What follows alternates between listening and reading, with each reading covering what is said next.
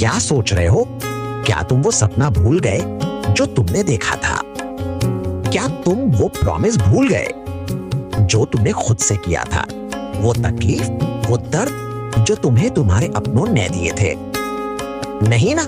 तुम खुद से रोज ये कहते हो कि मैं करूंगा, लेकिन कब? कब तक खुद को यूं ही समझाते रहोगे कि कभी ना कभी हो ही जाएगा?